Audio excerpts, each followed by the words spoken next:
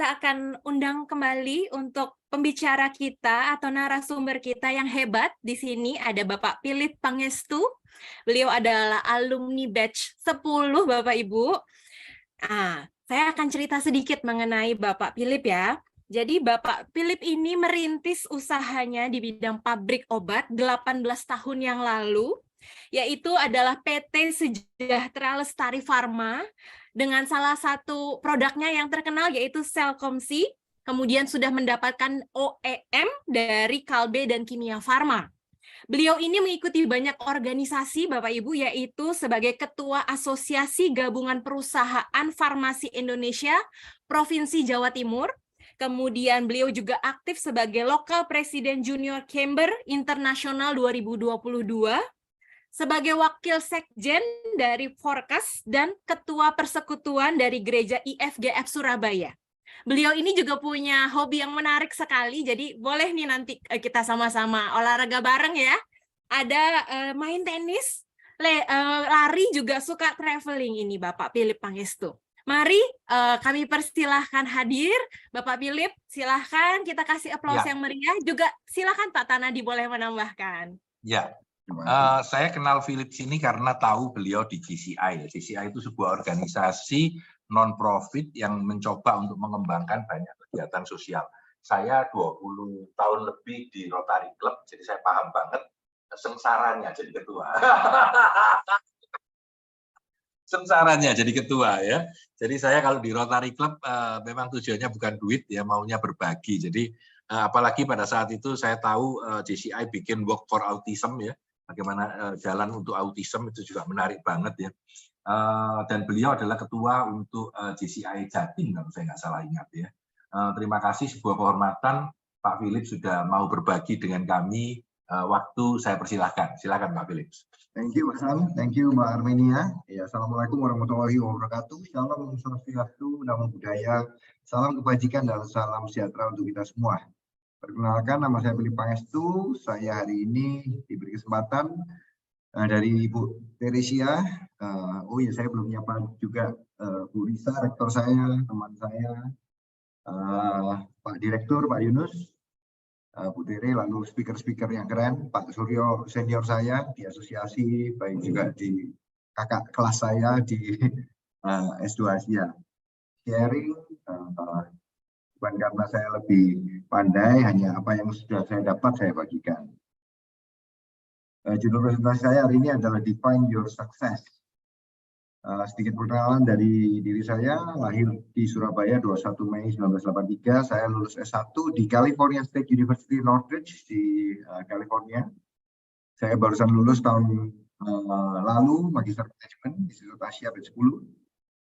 Saya juga Direktur PT Sejahtera Lestari Pharma, tadi Pak Arminia sudah ngomongkan juga, produsen produk-produk jadi obat-obatan sediaan farmasi, mulai dari 2005 hingga sekarang, sudah 18 tahun, merintis dari nol, Ketua GB Farmasi, Lokal Presiden GCI tahun lalu.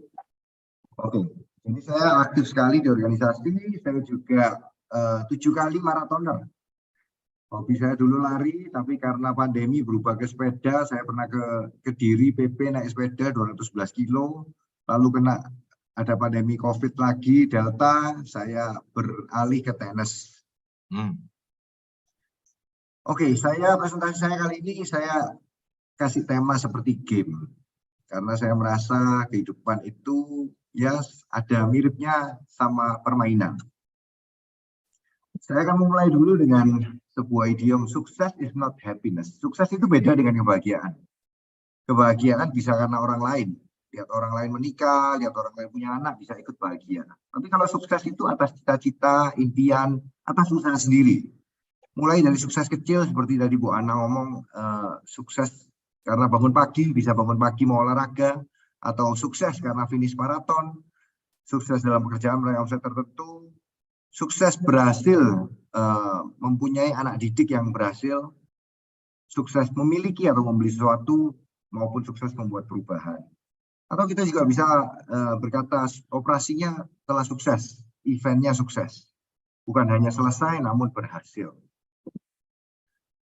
Lalu sukses itu juga diakronik Diakronik artinya bukan sinkronik, diambil dari linguistik ya, artinya diperlihatkan dari background-nya, situasinya saat itu, time frame-nya bagaimana. Sebagai contoh, bagi seorang anak yatim misalnya, apabila bisa menyelesaikan sekolah dan mendapat pekerjaan adalah sebuah kesuksesan besar. Namun mungkin bagi anak seorang direktur bank, kesuksesan baginya adalah seperti ayahnya. Bagi anak yang sekolah mendapat nilai A adalah kesuksesan, lulus adalah kesuksesan. Ketika sudah lulus mendapat pekerjaan, ketika bekerja mendapatkan promosi, ketika sudah mendapatkan promosi, menyelesaikan proyek dengan baik dan seterusnya.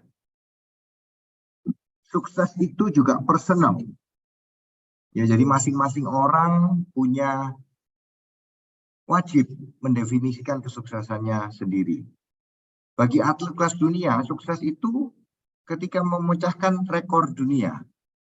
Bagi atlet olimpiade, sukses itu ketika mendapatkan medali emas, perak, perunggu. Namun bagi atlet kelas nasional, sukses itu ketika kita bisa mewakili negara ikut olimpiade, itu sudah sukses. Bagi atlet amatir, sukses mungkin adalah ketika mewakili sekolah, atau kota, atau provinsi. Bagi atlet rumahan, sukses adalah ketika menang lomba di lokal setempat. Bagi orang umum yang mempunyai hobi lari, sukses itu mungkin ketika finish lebih baik dari sebelumnya, personal best-nya. Bagi orang pada umumnya, orang yang biasa tidak berolahraga, sukses adalah ketika bisa finish misalnya lari 5 kilo. Bagi orang yang tidak pernah sama sekali berolahraga, sukses baginya mungkin hanya ketika memulai kebiasaan lari. Bagi orang yang malas, ketika bisa bangun pagi saja, sudah termasuk sukses. Sukses itu juga pilihan masing-masing. Kakek saya itu seorang pengusaha sukses, pemilik pabrik paku ya, pabrik paku Waru, merek Panda, sudah almarhum beliau. Tapi ketika ditanya soal kesuksesan, beliau lebih membanggakan sekolah yang dibangunnya di desanya di China. Jadi masing-masing orang memiliki definisi sukses yang masing-masing. Saya ambil dari Eduria,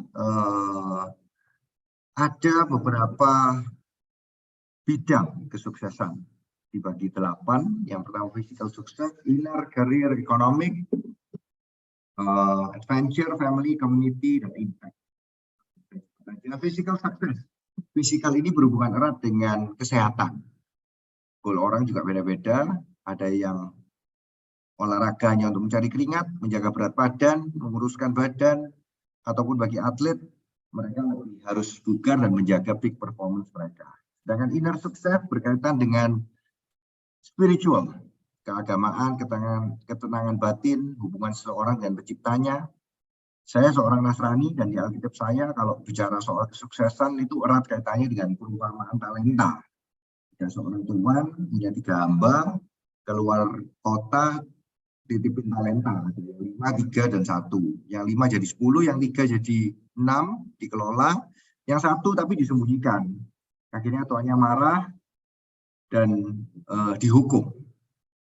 Kalau kita bisa sadar kalau talenta, semua bakat kita, kondisi kita itu asalnya dari Tuhan, dan kita juga akan mempertanggungjawabkan ke pencipta kita. Itu saya rasa adalah tanggung jawab yang paling tinggi, melakukan untuk Tuhan dan bukan untuk manusia.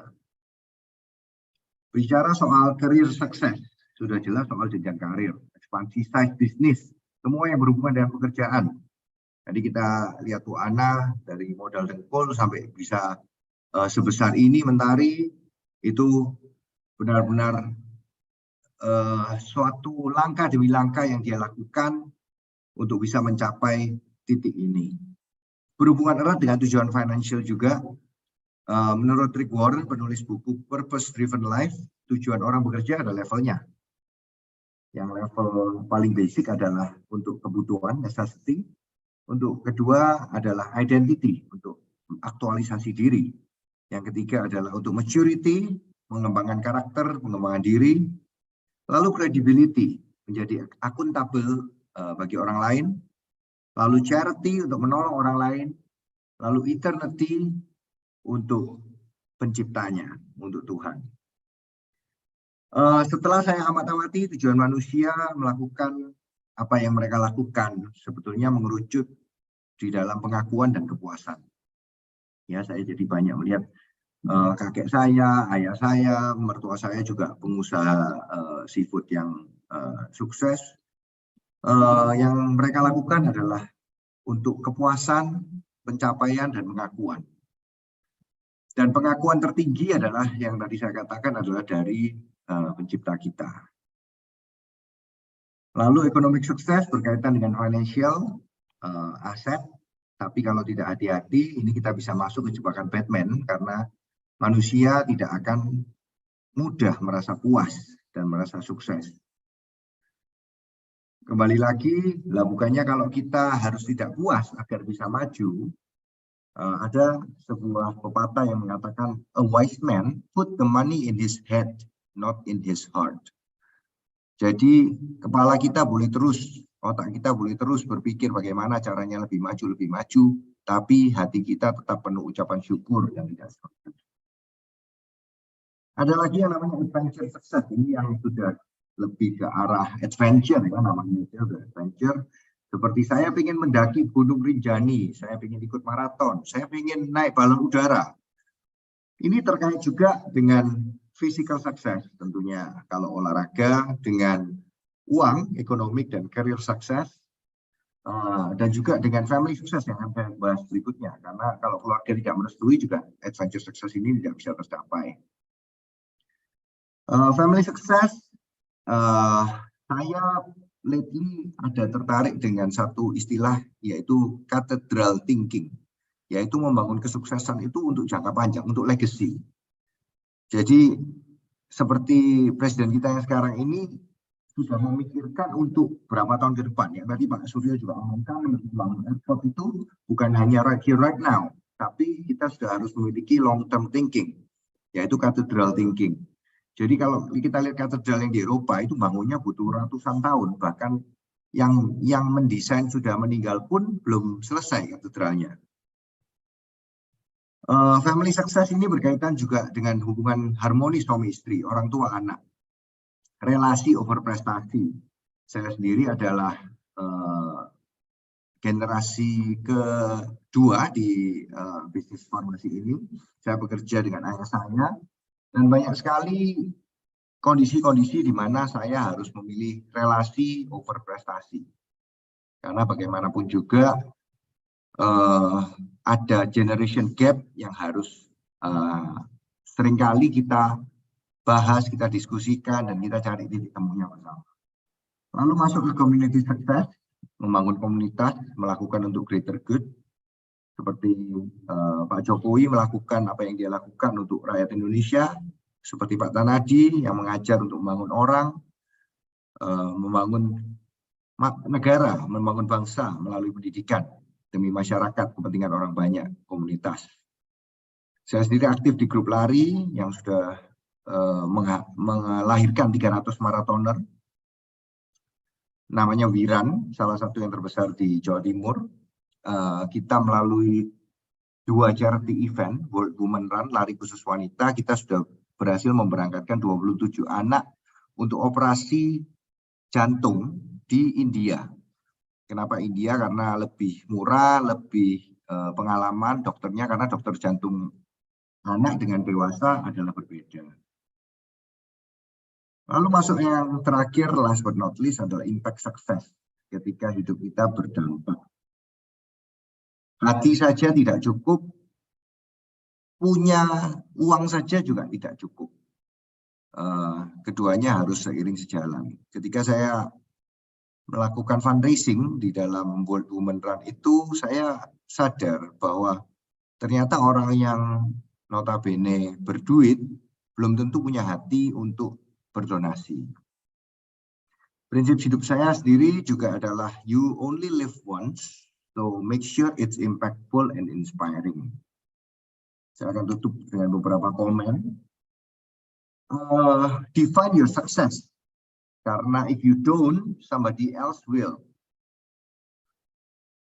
Jadi kalau Anda tidak mendefinisikan sukses Anda, orang lain yang akan mendefinisikan. Jadi Anda akan selalu melihat orang lain tidak pernah puas dengan diri sendiri. Might as well katanya, jadikan sukses goal orang lain itu sukses kita sendiri dan kita kejar. Dan kalau kita tidak mendefinisikan sukses kita tidak akan pernah mencapai dan merasa sukses. Jadi, define your success. Nah ini, kalau di dalam game itu ada yang namanya top score. Ya, kita lihat kalau top score ini ya, ada Bill Gates, ada yang barusan pemenang Wimbledon Alcaraz, ada Bapak kita tercinta, Pak Tanadi Santoso. Ya ini yang memotivasi kita tentunya, yang menginspirasi kita untuk menjadi lebih baik seperti mereka. Be inspired, be motivated, but no jealousy. Because remember, comparison is the thief of joy.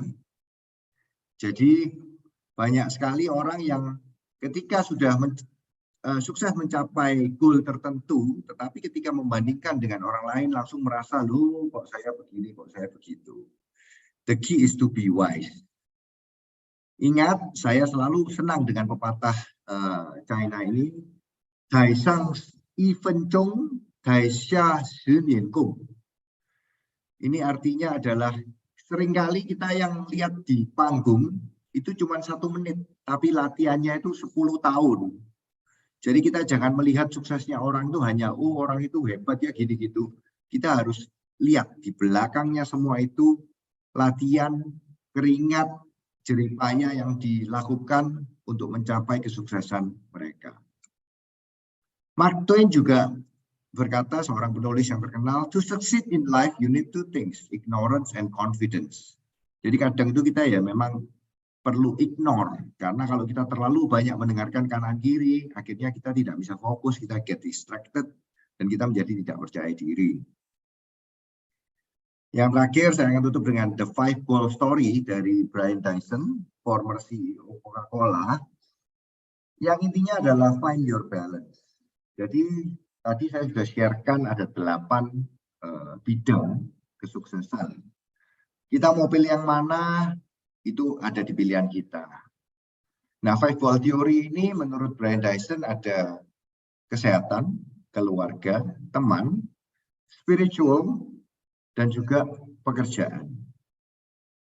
Nah, Brian Dyson berkata kalau hidup itu seperti juggling bola ya. Juggling itu yang kayak orang sirkus lempar-lempar bola itu. Jadi ada 5 bola yang dilempar terus-menerus, dijaga agar seimbang dan tetap di udara. Nah, masalahnya bola-bola itu semuanya terbuat dari kaca, kecuali bola pekerjaan. Dyson mengatakan kalau pekerjaan itu bolanya dari karet. Jadi ketika bolanya jatuh, itu bisa bounce back. Tapi yang keempat bola lainnya terbuat dari kaca. Apabila mereka bola-bola itu jatuh, ada yang istilahnya kalau orang Jawa bilang cecel ya. Cecel itu cacat, gopil, ada bahkan kadang bisa pecah. Jadi kita harus bijak untuk menentukan prioritas kita. Kita tentukan, kita mau sukses di bidang yang mana, kondisi kita bagaimana. Lalu kita kejar kesuksesan kita, tapi kita tahu apa yang harus akan ada yang dikorbankan. Dan apa yang harus kita korbankan, kita harus bijak. Karena tidak semua bola-bola itu tadi, bidang kesuksesan lain, itu kalau jatuh, tidak akan bounce back, tapi akan terluka dan bisa pecah. May you reach your success before it's game over. Thank you for listening. God bless you. Keren, keren. Terima kasih. Terima kasih Pak Philip, terima kasih. Saya tadi ingin memberi komentar tentang katedral ya. Jadi saya kebetulan ke Eropa pada bulan Maret lalu dari Prague naik mobil ke Vienna. Kebetulan sopirnya mobil taksi itu dia bilang gini, Pak, Bapak tahu nggak katedral itu gereja itu didirikan tahun 1200 sekian, lalu lewat lagi ini tahun 1300 sekian. Ya, dan dia bilang katedral itu telah berdiri dengan megah sebelum benua Amerika ditemukan oleh orang Eropa. Jadi bayangkan ya. Nah, yang menarik buat saya bukan bangunnya sekian ratus tahun, tapi setelah sekian ratus tahun masih tetap eksis dengan sangat baiknya. Jadi mungkin selain dia dibangun dalam waktu yang lama, juga dia last very long. Itu mungkin tambahan saya tentang katedral thinking-nya Pak Philip Pangestu. Keren banget ya.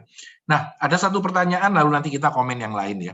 Dia bilang, Pak Philip, bagaimana mempertahankan brand image produk perusahaan? Ya, apakah itu juga termasuk kriteria sukses, dan dengan cara apa Bapak mempertahankan brand perusahaan ataupun dia sebut brand image ya? Apakah termasuk proses sanitasinya? Silakan Pak Philip. Oke, brand image ini kompleks ya Pak ya. Ini salah Ya. satunya yang ambil S2 di Asia. Ini kita ikut workshop branding.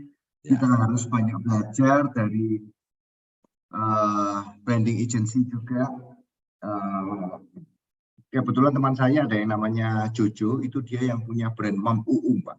Itu dalam 3 tahun dia bisa mencapai omset ratusan miliar dan jualan khusus di online. Nah, bagaimana mempertahankan brand image? Yang jelas pertama harus define dulu ya, punya integritas brand. Jadi kita ini karakter brandnya bagaimana, segmennya apa. Kalau sudah jelas untuk mempertahankan, tentunya kita masuk ke yang bagaimana meremind ke ke customer kita. Bagaimana kita channel marketing apa yang kita hendak tuju. Lalu promosi-promosi apa? Ini Philip Kotler Pak jadinya Pak ini Pak, bukan Philip Pangestu ini. Jadi ya banyak hal ya untuk mempertahankan brand image. Yang jelas kita harus pilih dulu karakter apa yang mantap dari brand kita dan sasarannya dituju, channel marketing apa yang akan kita pilih, lalu kita hajar di sana. Kita dengan budget yang ada, kita lakukan digital marketing atau offline marketing atau promosi, dan itu harus terus kita lakukan untuk meremind ke customer kita. Saya paham, itu seperti tanya, Pak, marketing itu apa? Tolong dijawab, gitu ya. Kira-kira akan banyak banget. Tapi bagaimanapun saya coba jawab karena itu ada pertanyaan peserta. Sekarang pertanyaan bukan untuk Philip Kotler, tapi untuk Philip Pangestu. Pak, Bapak kan di JCI ya, di organisasi non-profit lah ya, organisasi sosial. Saya tahu di sana akan berat dan biasanya banyak orang masuk karena ingin dapat jualan asuransinya, tapi setelah 3 bulan keluar karena dia nggak kerasan di sana. Itu pengalaman saya dulu. Jadi boleh nggak ngasih tip akan benefit dan mindset apa yang diperlukan kalau orang itu bekerja untuk kegiatan sebuah organisasi sosial? Silakan, Mbak. Gini, jadi untuk komunitas ya Pak ya, komunitas ini seperti yang tadi Pak Hasan bilang, banyak orang yang punya banyak kepentingan untuk di sana. Ya. Jadi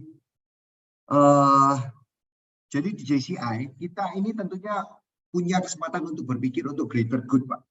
Jadi kuncinya kalau kita mau aktif di organisasi menjadi pengurus, itu tentunya punya hati yang besar, memikirkan kepentingan lebih besar dari diri kita sendiri. Jadi pertanyaan keduanya apa Pak? Sorry Pak. Nah, bagaimana menyikapi atau sikap mental kita ketika berada di dalam sebuah organisasi sosial? Bagaimana pola pikir kita yang baik supaya kita bisa cocok di sana? Yaitu intinya satu Pak, kita harus sadar kalau ada greater good yang lebih besar dari ourselves. Itu Pak kuncinya. Oke, thank you Pak. Terakhir penutup, family business Pak. Tadi Bapak cerita sedikit tentang family business. Saya juga cukup tertarik dengan dunia family business, di mana family business itu sangat berbeda dengan professional business ya. Nanti memang ada Bu Satya akan sharing tentang family business. Tapi bagaimana kacamata Pak Philip melihat family business? Dari sisi kelebihan, keuntungan, risiko, kesulitan, atau apa saja yang menyangkut dengan family business. Silakan. Saya ini banyak sekali bersinggungan dengan family business Pak. Jadi saya sendiri kerja dengan ayah saya, istri saya ini ayah mertua saya ini 4 bersaudara. Jadi saya banyak lihat pabrik obat juga yang generational dan family business lah. Saya simpulkan semua itu pilihan Pak. Tidak ada formula yang 100% tepat untuk dianut. Jadi itu sangat situasional. Yang saya pelajari adalah yang itu tadi Pak, relasi over prestasi. Jadi Jadi kayak saya menjelang dia meninggal ya, dia itu punya impian yang belum tersampaikan untuk membangun sebuah perusahaan yang bakal menjadi platform untuk keluarga ini bisa berkreasi, bisa berkarya di sana. Nah, tapi saya juga melihat di pabrik obat teman saya, ada yang keluarganya banyak, itu kan kayak jari, Pak. Ya. Ini kan beda-beda, Pak. Nah, ada satu orang yang merasa, loh saya ini sudah maksimal, tapi maksimalnya ya cuma segitu.